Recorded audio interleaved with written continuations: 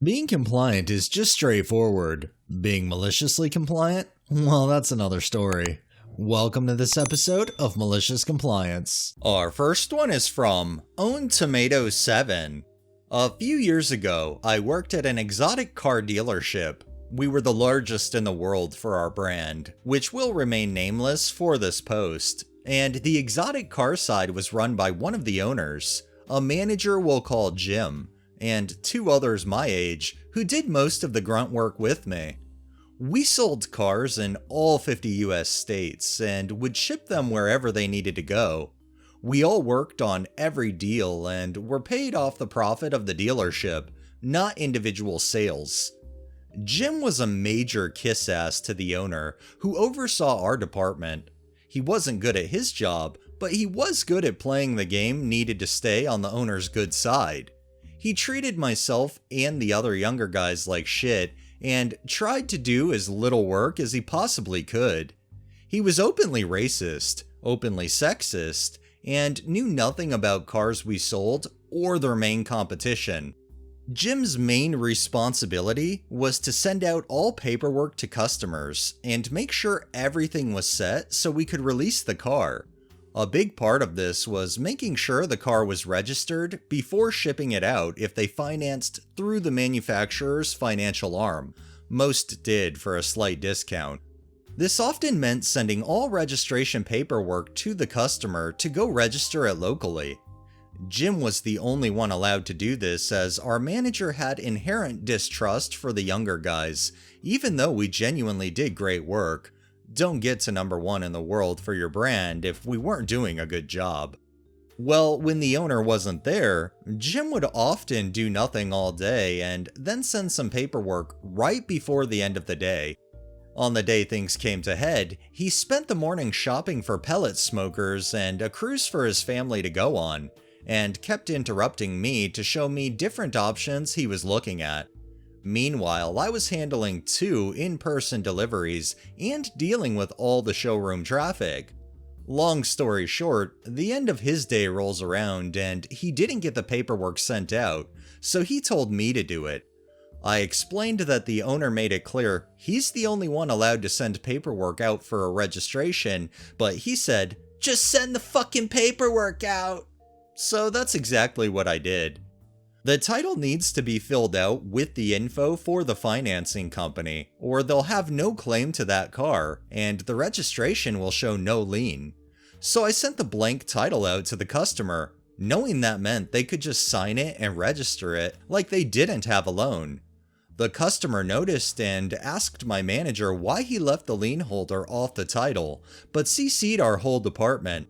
The owner saw this and freaked out, shouting at my manager saying, "How could you fuck this up? It's so simple." Which led to my manager having to admit he interrupted my actual work to make me send it out while not clarifying that he hadn't even filled out the title yet and that I had to do that. They sent an overnight envelope to the customer to send it back to us. Then we had to overnight it once we filled it out. He got an earful and the owner never let him live it down.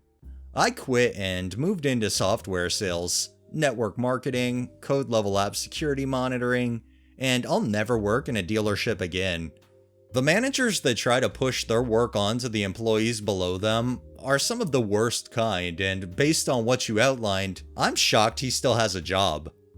And our final one is by Scar Rar Let Tech.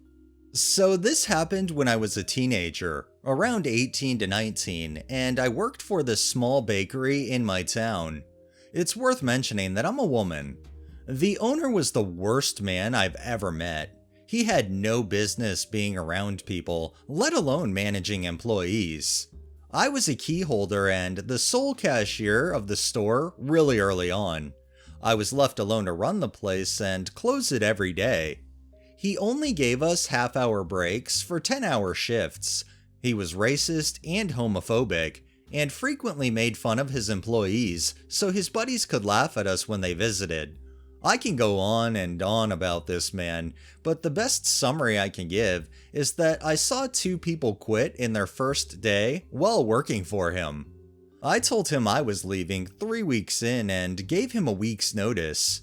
He, of course, complained about how unprofessional I, the teenager, was being. I also specifically told him that I will not work the next Saturday. My last day would be Friday. Now, I didn't want to work Saturday because that was sandwich day. The day the entire building stops making cookies and pies and makes sandwiches so they can be shipped off for other businesses to sell. It was always the most stressful day because there was too much work and too few people to do it. Also because the owner, instead of lounging at the front of the store, had to work with me. And he had no respect for personal space. How close he insisted on getting bordered on sexual harassment, and no matter how many times I brought up how uncomfortable I was, he ignored or interrupted me, so I wasn't going to work Saturday. Well, in my last week, I reminded him of this a few times, but he never seemed to get it. One day I asked him when I should give my key back, whether I should leave it in the store Friday night or some other time. He interrupted me and said I should give it back at the end of my shift on Saturday. He was convinced that my last day was going to be the dreaded sandwich day instead of Friday. I chose not to correct him. So I didn't.